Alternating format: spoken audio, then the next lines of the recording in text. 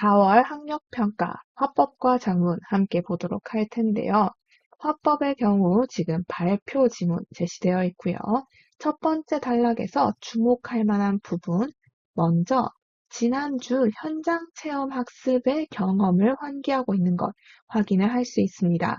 그리고 발표의 내용을 고려할 때 이 현장 체험 학습에 대한 경험은 발표자와 청중이 공유하고 있는 경험에 해당하죠. 이렇게 발표자와 청중이 공유하는 경험, 활용하고 있는 거 특징으로 생각을 할 수가 있겠고요. 거기에 추가로 이 경험과 관련된 시각자료, 동영상을 제시하여서 자연스럽게 발표의 중심 화제인 공작 깃털의 색에 담겨 있는 비밀에 대해서 소개하고 있는 것 확인을 할 수가 있습니다.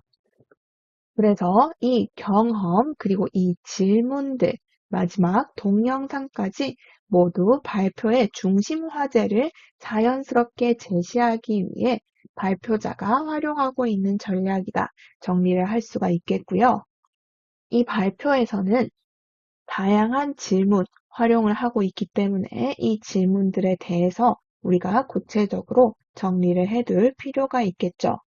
두 번째 단락 역시 질문으로 시작을 하고 있습니다. 과학 시간에 멜라닌 색소에 대해서 배운 내용이 기억나시나요? 이렇게 묻고 있죠. 이 멜라닌 색소 역시도 발표 내용을 이해하기 위해 필요한 배경 지식에 해당합니다. 그렇기 때문에 질문을 통해 발표 내용과 관련이 있는 청중의 배경 지식을 활성화하고 있다 이렇게 생각을 할 수가 있겠고요. 좀 더 단순하게 생각을 하자면 청중들과 공유하고 있는 경험의 일종이라고 볼 수가 있겠죠. 그 다음 자신의 머리카락을 가리키는 비언어적 표현을 활용하면서 이 멜라닌 색소와 관련되어 있는 예시, 사람의 머리카락 이야기를 꺼내고 있습니다. 그리고 이 머리카락 외에도 피부, 깃털 등의 색깔이 붉은 갈색이나 검은색으로 결정되는 것이 바로 멜라닌 색소의 양 때문이다. 그리고 이 멜라닌 색소에 의해서 나타나는 색은 화학색이라고 부른다 하는 것도 소개를 하고 있는데요. 화학색이 무엇인가를 알아야 우리가 이어지는 구조색에 대해서도 이해를 할 수 있기 때문에 발표 화제에 대한 이해를 돕기 위해서 관련된 용어, 관련된 개념을 제시하고 있다 이렇게 생각을 해볼 수가 있습니다. 그리고 내용을 묻는 문제가 출제된다면 이 화학색과 구조색에 대해서 묻는 문제, 출제가 될 수 있겠죠. 화학색은 색소에 의해서 나타내는 색이기 때문에 멜라닌 색소로 인해서 나타내는 색 역시도 화학색에 포함이 된다 이렇게 이해를 하면 좋겠습니다. 그러면 공작 깃털의 색은 화학색인가? 아니죠. 여기에서 그 점 짚고 있습니다. 멜라닌 색소는 있지만 파란색이나 녹색의 색소는 없기 때문에 파란색이나 녹색은 일단 화학색은 아닌 게 되네요. 그러면 왜 공작의 깃털이 파란색과 녹색으로 보일까요? 묻고 답하는 구조로 내용을 전개하고 있는 것 확인을 할 수 있습니다. 그리고 구조색에 대한 정중의 이해를 돕기 위해서 공작의 깃털 사진 그리고 목팔 구조에 대한 그림 제시를 하고 있는 것 확인을 할 수가 있는데요. 시각 자료를 활용하여서 언어적인 설명을 보충하고 있다. 언어적인 설명에 대한 청중의 이해를 돕고 있다. 이렇게 생각을 할 수가 있고요. 그 다음 이 시각 자료를 제시할 때 뒤에 앉으신 분들도 잘 보이시나요? 라고 물으면서 공간의 특성을 고려해 청중과 또 소통하고 청중의 반응에 따라서 확대하는 것 확인을 할 수가 있습니다. 이것도 우리가 이 발표에서 주목을 할 만한 특징이다 이렇게 생각을 할 수가 있겠죠. 그러면 내용 다시 돌아와서 구조색이란 색소가 아니라 물리적인 구조의 영향으로 인해 나타내는 색인데요. 공작의 깃털의 경우에는 오팔 구조라는 물리적 구조의 영향에 의해서 빛의 파장이 바뀌는데 구체적으로는 짧아지기 때문에 파란색 계열로 변한다. 이렇게 이야기를 하고 있습니다. 공작 깃털의 구조색이 나타나는 원리에 대해서 설명을 마무리하고 마지막 단락에서 질의응답 시간을 가지는 것도 확인할 수 있는데요. 여기에서 지금 청중의 질문이 구체적으로 제시되어 있지 않지만 이어지는 발표자의 답변 내용을 고려하였을 때 구조색이 나타나는 다른 사례에 대해서 묻고 있는 것을 확인할 수 있고요. 문제는 1번 한번 보도록 하겠습니다. 1번, 위 발표에 대한 설명으로 가장 적절한 것은 묻고 있고요. 1번, 발표 내용과 관련이 있는 청중의 배경 지식을 환기하고 있다 되어 있는데요. 1번이 바로 정답인 것 알 수가 있죠. 청중의 배경 지식, 멜라닌 색소에 대해서 배운 내용을 질문을 통해서 환기하고 있는 것, 이 문단을 통해서 확인할 수 있습니다. 따라서 1번이 적절하다. 그리고 나머지도 왜 적절하지 않은지 살펴볼 텐데요. 2번, 발표자 자신의 경험과 관련하여 발표 주제 선정의 동기를 밝히고 있다 되어 있는데 첫 번째 단락에서 발표자 그리고 청중이 함께 공유하고 있는 경험을 언급하고 있지만 발표 주제를 선정하게 된 동기와는 관련이 없죠. 이 동기 확인할 수 없기 때문에 적절하지 않다. 그 다음 3번, 발표에 활용한 정보의 출처를 밝혀서 발표 내용의 신뢰성을 높이고 있다 되어 있는데요. 발표 내용의 신뢰성을 높이기 위해 출처 밝히는 것 확인할 수 없습니다. 그래서 적절하지 않다. 4번, 발표 내용에 대한 청중의 이해도를 점검하면서 발표를 마무리하고 있다 되어 있는데요. 청중의 이해도를 점검하는 건 발표 내용을 잘 이해하셨나요? 이렇게 직접적으로 묻는 경우도 있고 또 발표 내용을 바탕으로 답할 수 있는 질문, 그럼 구조색이 무엇인가요? 라고 묻는 이런 질문 있어야겠죠. 그런데 마지막 부분을 보면 교재와 관련된 청중들의 질문만을 받고 있습니다. 그래서 4번도 적절하지 않다. 그 다음 5번, 발표 내용과 관련된 책의 내용을 인용하여서 제시하고 있다 되어 있는데요. 책의 내용을 인용하는 부분 역시도 확인을 할 수가 없었죠. 그렇기 때문에 5번도 적절하지 않다. 정답은 1번인 거 쉽게 찾을 수가 있습니다. 그 다음 화법과 작문으로 넘어와서 가의 대화부터 살펴볼 텐데요. 가의 대화는 학생 1이 흐름을 주도하고 있기 때문에 학생 1의 말을 중심으로 내용을 파악하면 더욱더 빠르게 그리고 쉽게 파악을 할 수 있었습니다. 대화 초반에는 공중전화 현황에 대해서 이야기를 나누고 있고요. 이를 바탕으로 지금 학생 1이 앞선 발언 내용 정리하면서 공중전화 폐지 여부가 현안이 되었던 배경을 정리하고 있는 것 확인을 할 수 있습니다. 그리고 이 시사 현안과 관련하여서 학생 3과 학생 2의 입장을 묻고 있는데요. 지금 여기 대화 내용을 살펴보면 학생 3과 학생 2가 서로 다른 입장을 가지고 있는 것 확인을 할 수 있어요. 그리고 각자 논리적으로 자신의 입장에 대한 근거를 밝히고 있는데요. 두 학생 모두 상대방의 입장을 어느 정도는 인정하면서도 또 그에 대한 반박을 하고 있는 것 확인을 할 수 있습니다. 여기에서도 역시 학생일의 말을 통해서 이 발언 앞부분에는 공중전화가 없어지면 불편한 사람들을 고려하여서 논의가 진행되었고 이어지는 부분은 휴대전화가 있는 사람에게도 공중전화가 필요한 이유에 대해서 이야기를 나누고 있구나 하는 것 정리를 할 수가 있고요. 주목할 만한 부분은 바로 여기입니다. 학생 2의 말을 듣고 나서 학생 3이 공중전화의 가치에 대해서 새롭게 생각하게 된 것, 자신의 입장을 바꾸게 된 것을 확인을 할 수가 있어요.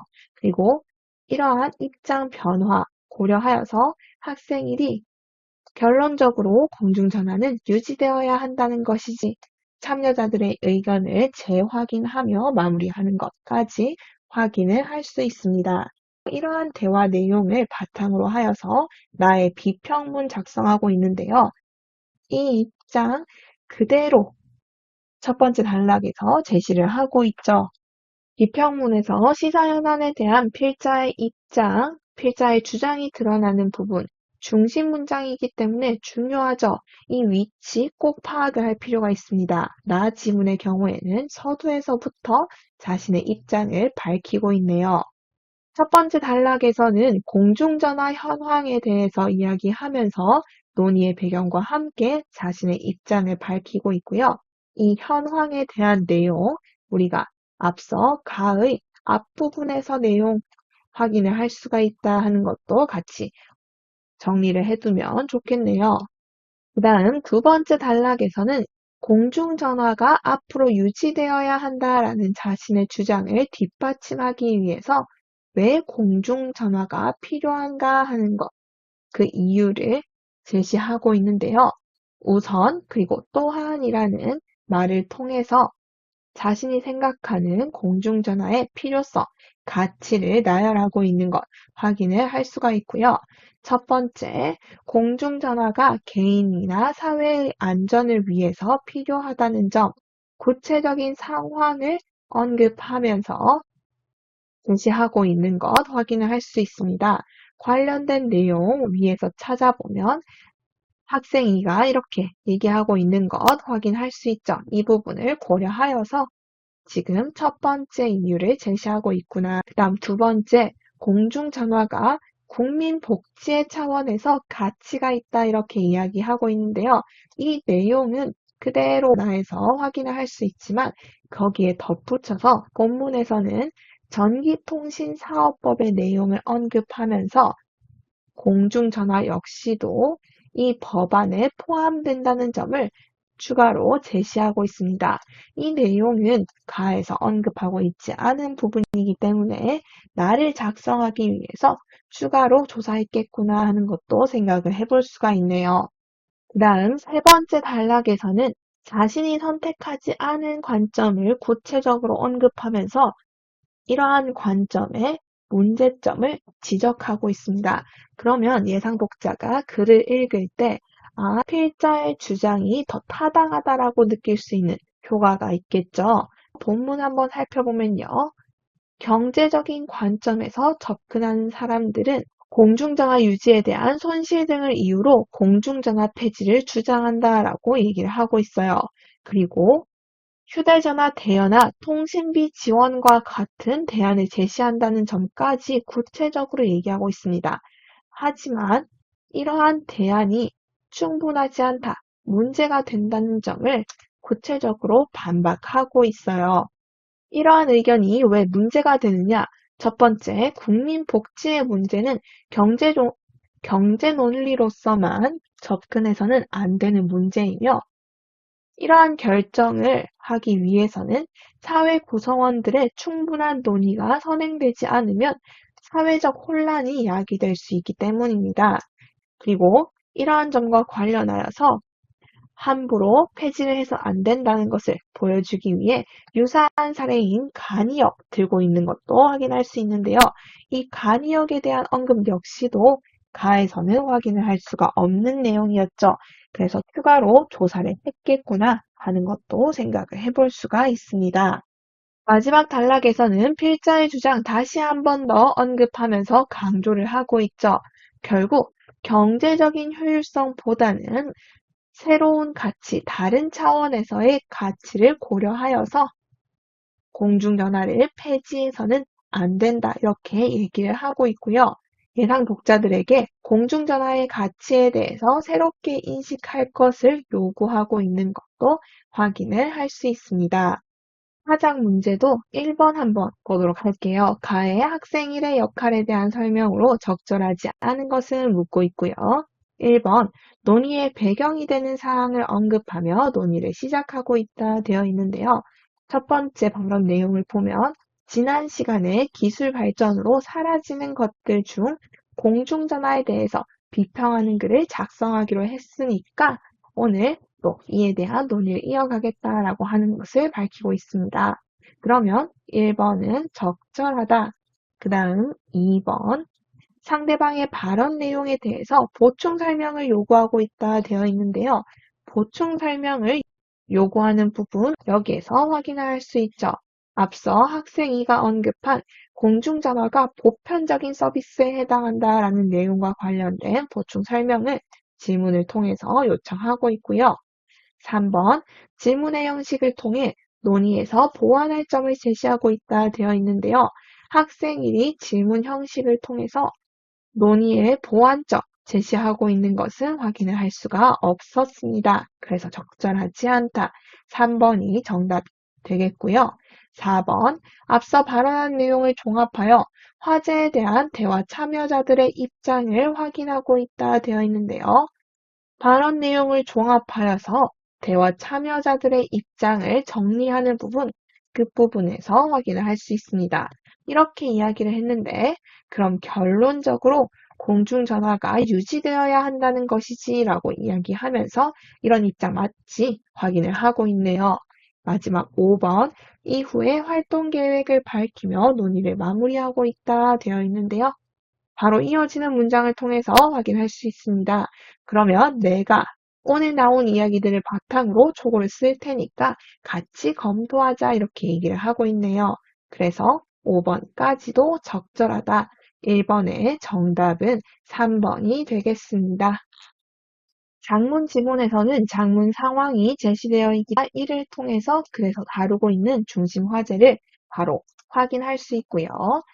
글을 살펴보면 첫 번째 단락에서 자연순환되는 숲속 낙엽과 도시가로수들이 만들어내는 도시낙엽을 비교하여서 도시낙엽으로 인해서 문제가 발생한다 하는 문제 상황을 제시하고 있는 것 확인을 할 수가 있습니다. 그리고 이 문제, 심각하다 혹은 문제 상황 이러하다 하는 것을 두 번째 문단에서 구체적으로 나열하고 있는 것 확인을 할 수 있는데요. 먼저 다음으로 마지막으로와 같은 차례 나타내는 표현을 활용해서 세 가지 문제 상황을 제시하고 있습니다. 먼저 도시낙엽은 안전사고나 침수 피해를 발생시키기도 하고요. 두 번째, 후각 처리 과정에서 추가 비용과 환경오염 문제가 발생하며 세 번째, 경제적 가치에 대한 인식이 부족하여서 경제적인 자원으로 활용되지 못하고 있는 상황이네요. 이러한 문제 상황과 관련하여서 지자체가 어떻게 대처하고 있는지 그리고 이러한 대처가 왜 충분하지 않은지를 분석하고 있습니다. 따라서 문제 상황을 분석하고 있다 이렇게 간단하게 정리를 할 수도 있겠지만 문제 상황에 대한 대처 현황을 점검하고 그 한계와 문제점을 지적하고 있다 이렇게도 정리를 해볼 수가 있겠네요. 그 다음 세 번째 단락에서는 그럼 어떻게 해야 하는가 해결 방안을 제시하고 있습니다. 따라서 본문 전체적으로 보았을 때는 문제 상황을 제시하고 문제 상황의 심각성을 분석한 다음 해결 방안을 제시하고 있다 이렇게 파악을 할 수가 있겠고요. 이 해결 방안 역시도 첫째, 둘째, 셋째와 같이 차례를 나타내는 표현을 활용하여서 세 가지를 구조적으로 나열하고 있다 이렇게 얘기를 할 수가 있겠습니다. 어떠한 해결 방안 제시를 하고 있나요? 먼저 지자체에서는 시민들의 자발적인 참여를 유도하기 위한 캠페인 활동을 진행해야 한다. 두 번째, 낙엽 수거 전용 봉투의 사용을 확대해야 한다. 세 번째, 도시 낙엽을 재활용하여서 가치를 창출할 수 있는 방안을 모색해야 한다. 그러면 세 가지 모두 살펴보았을 때 지자체 차원에서 실행할 수 있는 방법을 제시하고 있다. 이렇게 얘기를 할 수 있겠고요. 특히 마지막 세 번째 방안의 경우에는 도시 낙엽을 퇴비로 가공한 뒤 판매하는 것과 같이 구체적인 예시를 제시하고 있는 것 확인을 할 수가 있습니다. 필자가 글을 쓰기 전에 떠올린 생각이나 설득력을 높이기 위해 활용한 방안을 묻는 문제에서 충분히 출제가 될 수 있는 부분이겠죠. 그러면 작문도 1번 변형 문제 보고 마무리를 해보도록 하겠습니다. 1번 학생의 글에 대한 설명으로 가장 적절한 것은 묻고 있고요. 1번 문제의 원인을 항목별로 유형화하였다 되어 있는데요. 본문을 살펴보면 도시낙엽으로 인해 발생하는 문제, 그리고 그 문제의 원인을 항목별로 유형화했다고 보기는 어렵죠. 문제의 원인은 도시낙엽이 자연순환되지 않고 사람에 의해서 처리되어야 하기 때문입니다. 따라서 1번은 적절하지 않다. 그 다음 2번, 현재 상황에 대한 문제점을 나열하였다 되어 있는데요. 두 번째 단락에서 세 가지 나열하고 있는 것 확인을 할 수가 있었죠. 그렇기 때문에 2번이 적절하구나. 나머지도 살펴보면요. 3번, 상황의 전개 과정을 통시적으로 드러내었다 되어 있는데요. 통시적이라는 것은 시간의 흐름에 따라 변화를 나타낼 때 사용할 수 있는 표현이죠. 그런데 본문 내용을 보면 옛날엔 이랬는데 지금은 이렇다. 시간의 흐름 드러나지 않기 때문에 적절하지 않다. 그 다음 4번 다양한 문제 해결 방안에 장단점을 비교하였다 되어 있는데요. 문제 해결 방안 세 가지 제시하고 있었지만 장단점을 비교하고 있진 않았습니다. 그래서 적절하지 않다. 마지막 자신의 주장에 대해서 예상되는 반론을 다시 반박하였다 되어 있는데요. 이렇게 하자라는 자신의 주장에 대해서 예상되는 반론 언급하고 있지 않았기 때문에 5번 역시도 적절하지 않습니다. 1번의 정답, 2번까지 찾아보고요. 이렇게 마무리를 해보도록 하겠습니다. 모든 자료는 나무 아카데미 홈페이지에서 이용하실 수가 있습니다. 채널 구독하시면 더 많은 자료를 이용하실 수 있습니다. 감사합니다.